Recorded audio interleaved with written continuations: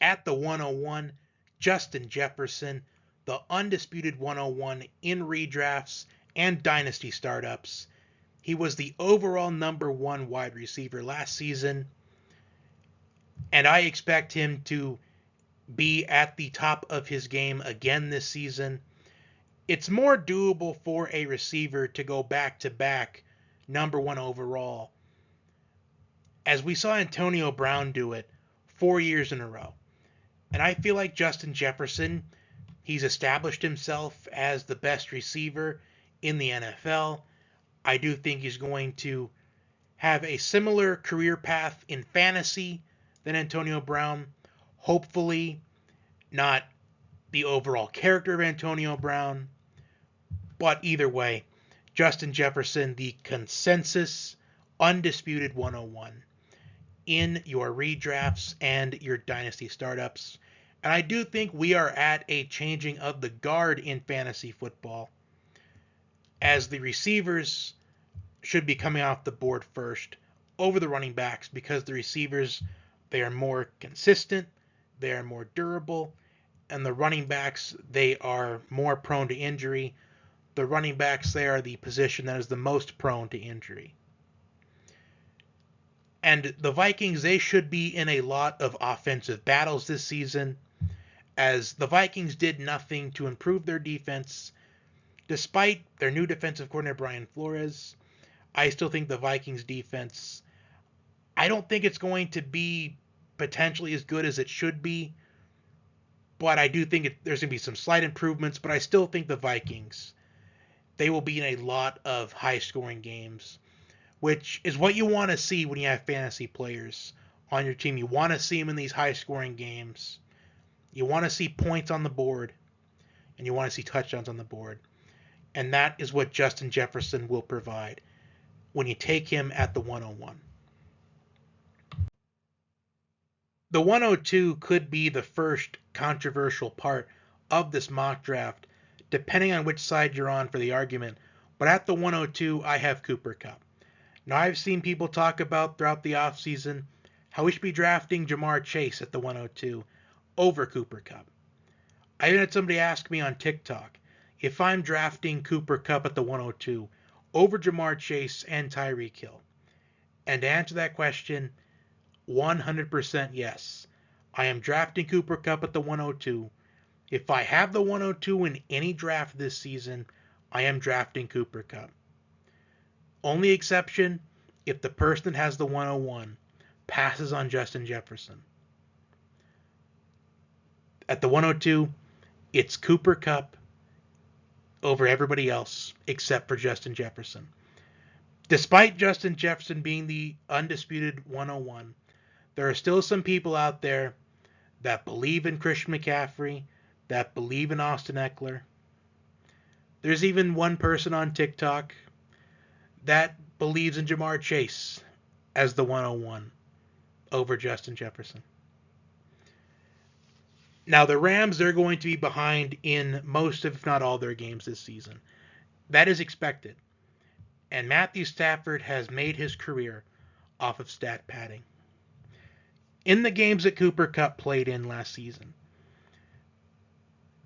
he was scoring 31.8 points in week 1, 31.8 points in week 2, 16.5 points in week 3, 26 points week 4, 25 points week 5, about 17 points week 6, about 23 in week 8, 27 week 9. Now, if Cooper Kupp would have stayed healthy the entire season last year, I think it's possible that he would have finished as the overall wide receiver 1. As there was a debate going into last year, who would be the number 1 overall receiver? Would it be Justin Jefferson or Cooper Kupp?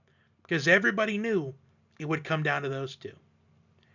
And Cooper Kupp, unfortunately, his season was shortened due to injury. But, as I said a moment ago, if he would have stayed healthy the entire year, I think he could have finished as the overall wide receiver 1 again. So Cooper Kupp, I feel like, is a safe bet to get over 20 points most weeks. I do think out of the 18 games in the season, which some of people only play, 17 weeks, so 16 games in the fantasy season, I think it's reasonable to say that he'll probably score over 20 points in about maybe 13 or 14 of them. I do think he'll have maybe a couple bad weeks where he probably only scores like maybe 15 points. But Cooper Kupp, I feel like he offers that safety net of over 20 points a week. At the 103, I have Jamar Chase. Jamar Chase, I feel like at the 103 is pretty appropriate. As I said earlier, I think this is a changing of the guard for fantasy football. The receivers coming off the board first due to their consistency and durability over the running backs. And I have nothing against Jamar Chase. I have nothing against people that want to draft him over Cooper Kupp or even want to draft him over Justin Jefferson who think that Jamar Chase will finish as the overall wide receiver 1. I just feel like that wide receiver 1 will come down to Justin Jefferson and Cooper Kupp once again this season. I just think that out of the 3 receivers to finish as the wide receiver 1, I think Jamar Chase is the least likely of those 3. I just feel like Jefferson and Kupp are in a league of their own right now. And I think Jamar Chase is the third wheel in that equation. I think that wide receiver 3 is, I feel like that is the best where Jamar Chase will finish. Now, could he finish as wide receiver 1 or even 2? Of course. But I feel like either Jefferson or Kupp would have to get injured, have to miss some time for Jamar Chase to climb into the top 2 overall as far as fantasy receivers are concerned. I do think for as long as Jefferson and Kupp are healthy, I think Chase is just simply the third wheel in that equation. At the 104, I have Christian McCaffrey, the first running back off the board. And like I said earlier, I think we are at a changing of the guard in fantasy football, where the receivers should be taken off the board first, because the receivers are more durable and the running backs are more prone to injury. And Christian McCaffrey is no stranger to injury. In 2020 and 2021, he only played in a combined total of 10 games. And even though he only played in 10 games, we saw what his potential is for fantasy. A safe bet to get over 20 points nearly every week. Now, is he going to get 20 plus points every week in fantasy? Probably not. In fact, I would say highly unlikely. But it's doable for him to do so with PPR and being in a 49ers offense that is a run-heavy team. I'm going to predict that Christian McCaffrey, I think he gets back on top to finishing as the running back 1. Even though I am going to talk about later some running backs later on in this mock draft that I think have the upside to finish as the RB1 overall. But my ultimate prediction is McCaffrey back on top as fantasy running back 1. At the 105, I have Travis Kelce. Travis Kelce, I think, is the biggest cheat code in fantasy football. Even though people will say it's Christian McCaffrey, who I just talked about, or Austin Ekeler, I'm going to talk about in just a little bit. He offers a positional advantage at the tight end position. The position that is so scarce. And I recently did a piece on where to draft Travis Kelce, and I did say the 105, or I understand if you take Tyreek Hill, who, spoiler, I'm going to talk about next, over Travis Kelce at 105. But anything past the 106, if you let him get towards the end of that first round, he's a steal. He's finished as the tight end 1 in 6 of the last 7 seasons in PPR formats, which that is huge. With a tight end position that is so scarce in fantasy football. And the one season he didn't in the last 7 years was 2021 when he finished as the tight end 2. his points from last season was equivalent to the wide receiver 5 and running back 4. And they're people that are going to say, don't draft Travis Kelce too early because you're expecting him to repeat what he did last season. Well, I think it's realistic to say that he could repeat what he did last season. He had 152 targets last season. Now, is he going to get that many targets again this season? Probably not. But I don't think his targets are going to drop so drastically from 152 to, let's say, 120. I still think he's going to be in the range of 135 to 145 targets. I think maybe he'll get a few less targets, but it's not going to be enough to want to quote-unquote reach on him this early. I have no problem reaching on Travis Kelce because I know he provides one of, if not the biggest advantage in fantasy football. And Jefferson, Kupp, Chase, and CMC, who I've already talked about, those are the only 4 players that I would draft over Travis Kelce in round 1. I think it's that much of an advantage and it's worth reaching if you have the opportunity. At the 106, I have Tyreek Hill. Tyreek Hill is coming off of a career season from a stats and numbers standpoint. He finished as the wide receiver 2 on the year, only behind Justin Jefferson. I think it's possible he could have finished as the overall number 1 receiver if Tua hadn't had to miss so much time due to his concussions. Now, just because Tyreek Hill finished as the wide receiver 2 last season does not mean he will again this season.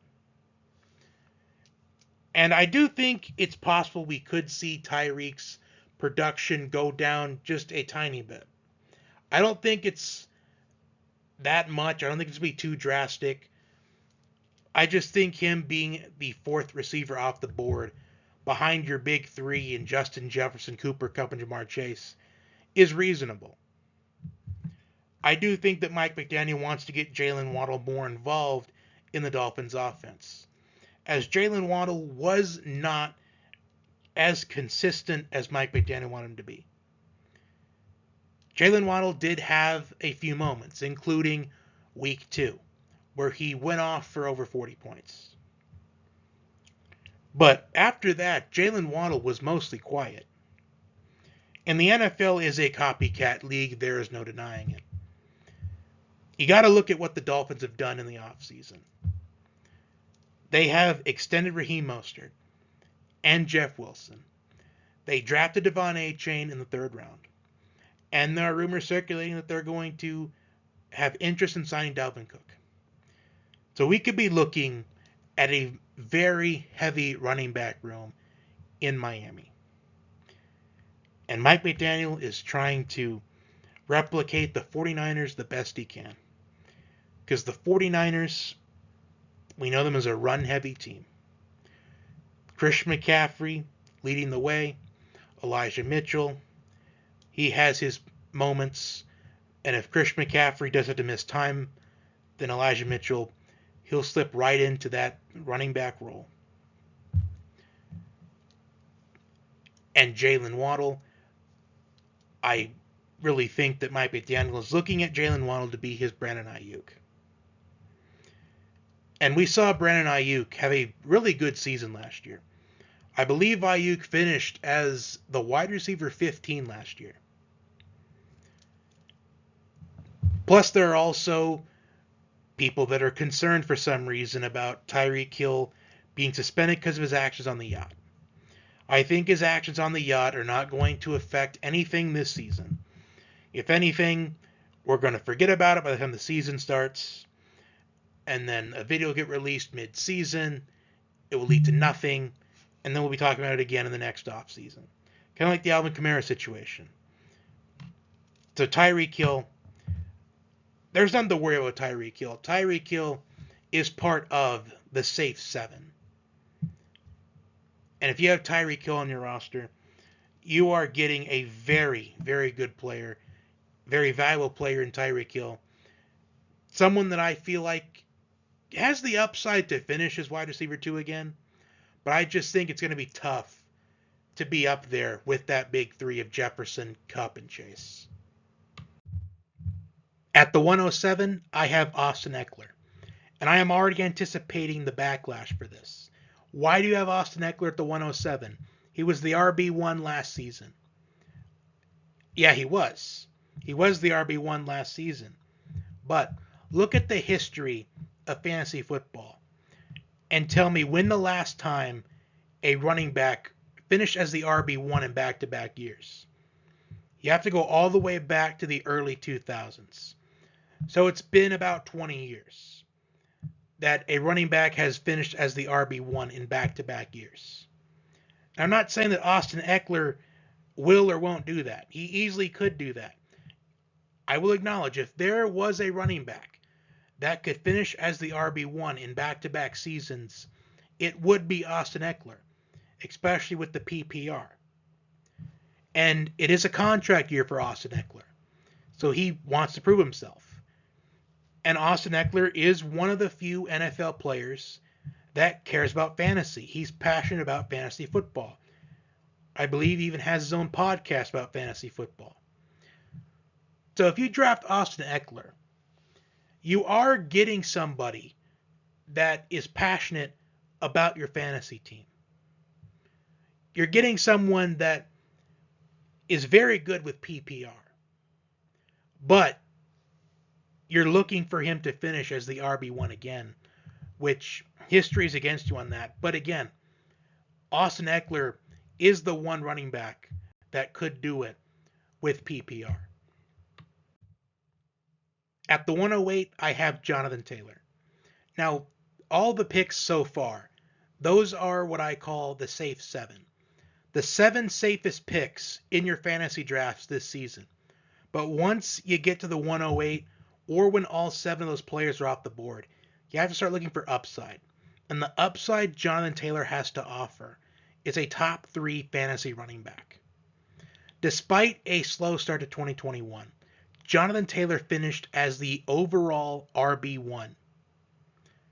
Last season, in week 1, he finished as the RB2, only behind Saquon Barkley. And in week 10, he finished as the overall RB1. Unfortunately, his season was shortened last year due to injury, but a healthy Jonathan Taylor, I anticipate he's going to get a big bulk of carries.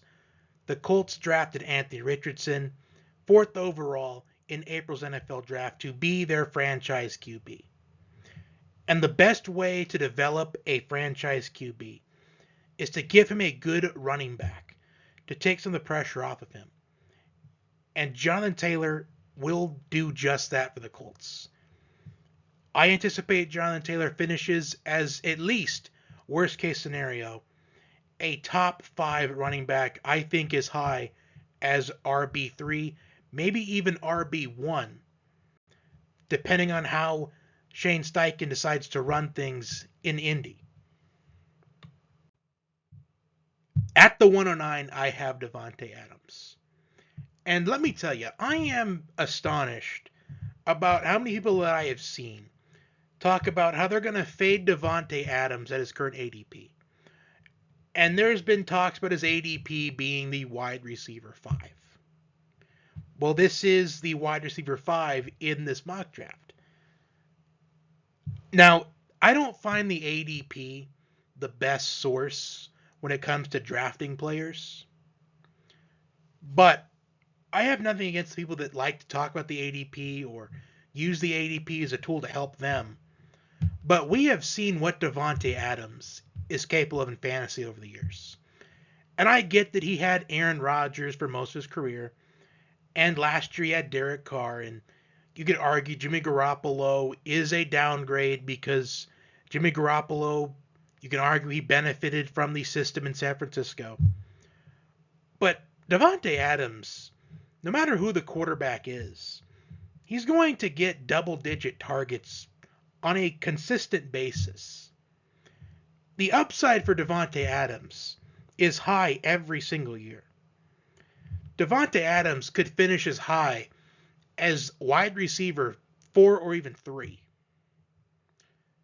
So there is no way that I'm fading Devonte Adams in the first round of a fantasy draft that Devonte Adams happens to be on the board when it's my turn to pick. Now, if there is one of the 8 players before him still on the board when it's my turn, then that is the only way that I would fade Devonte Adams. But if the player in my league that has Devonte Adams gets frustrated after 3 or 4 weeks that he's not performing, he's not to where he was before, then I'm definitely going to buy low on Devonte Adams. I have no problem doing so, and I hope you don't either. At the 110, I have Saquon Barkley. Saquon Barkley, just like JT28, his upside is a top 3 fantasy running back. In 2018, his rookie season, finished as the RB1. 2019, despite missing a few games, still finished as the RB10. Now, 2020 and 2021, they were shortened due to injury. And last season, the year we finally get to see a full season from Saquon Barkley since his rookie year, he finishes as the RB5. And I think there is no reason to not think that he can't repeat what he did last season. The upside is there. I think he finishes, like I said, anywhere from as high as RB3 to, at the worst case scenario, maybe RB8 or 9, depending on how the fantasy season plays out. I mean, who knows? If Christian McCaffrey or even Austin Ekeler, if they get injured and have to miss time, Saquon Barkley could easily finish as the RB1, which wouldn't be an outlandish statement to predict, considering we've seen Saquon Barkley finish as the RB1 before. At the 111, I have Stefan Diggs. And I just got to say, the things that I have seen being talked about Stefan Diggs, I think they've been taken way out of proportion. And it all started when they lost to the Bengals in the playoffs, about how he was frustrated, screaming in the locker room, yelling at everyone, yelling on the sidelines before the game was over. For as long as Stefan Diggs is in the league, whether it be with the Bills, which it's going to be with the Bills because he's not being traded, he has, at the very least, 2 to 3 more years left of elite production. In fact, Josh Allen, Stefan Diggs has said about Josh Allen, he's the quarterback that he had been praying to God and Jesus for. And Stefan Diggs' upside with Josh Allen at quarterback, believe it or not, a top 3 fantasy receiver, which is saying a lot considering the top 3 picks in this mock draft have been Justin Jefferson, Cooper Kupp, and Jamar Chase back to back to back. But I will admit, Stefan Diggs, he does sometimes have those weeks where he just has absolute duds. And he had quite a few of them down the stretch. But in the beginning of the year, he put up monster fantasy numbers. So, Stefan Diggs, by being in the Bills offense, one of the best offenses in the league, one of the best quarterbacks in the league in Josh Allen, monster upside for Stefan Diggs, top 3 receiver. I anticipate worst case scenario, Stefan Diggs finishes towards the bottom of the top 10, wide receiver 8 or 9 on the season. No doubt in my mind, he finishes in the top 10, worst case scenario. At the 112, to wrap up this first round, I have CeeDee Lamb. Now, CeeDee Lamb's upside is not as high as Stefan Diggs' upside, in my opinion. I think CeeDee Lamb's upside is more of a top 8 fantasy receiver. I will acknowledge that he did break out in the beginning of the year last year with Cooper Rush at quarterback while Dak Prescott was recovering from injury. And now Dak Prescott is fully healthy. The Cowboys brought in Brandon Cooks to be that number 2 option for Dak Prescott. And I think that's going to open up more opportunities for CeeDee Lamb to establish himself as one of those reliable receivers that will pick early in the drafts for years to come. Now, I don't think he's going to be in that same tier as Justin Jefferson, Cooper Kupp, Jamar Chase. But I think he has that potential to eventually be in the conversation for top 5 fantasy receivers. Now, CeeDee Lamb did finish as the wide receiver 5 on the year last year. But you got to acknowledge Jamar Chase and Cooper Kupp, they both missed a significant amount of games last season. So I think the 112, this is the right spot to draft CeeDee Lamb. And assuming it's a snake draft, if you drafted CeeDee Lamb at the 112, you have quite a bit of options here. Again, assuming it's a snake draft. At the 201, you could take a running back, one of the best running backs still on the board at this point, in Derrick Henry, Josh Jacobs, Nick Chubb. Or you can pair up CeeDee Lamb with another receiver. The best 3 options, A.J. Brown, who I think is the best option of these 3, Amon-Ra St. Brown, or Garrett Wilson. But again, I think A.J. Brown is the best option at that 201 if you are wanting to pair up receivers back to back. But I think at that point, you might be wanting to consider doing the 0 RB strategy. And that is all I have for this video. This was the 2023 Round 1 Fantasy Football Redraft Mock Draft. Like, share, comment your thoughts in the comment section down below. And until next time, enjoy your day or your evening whenever you happen to be tuning in.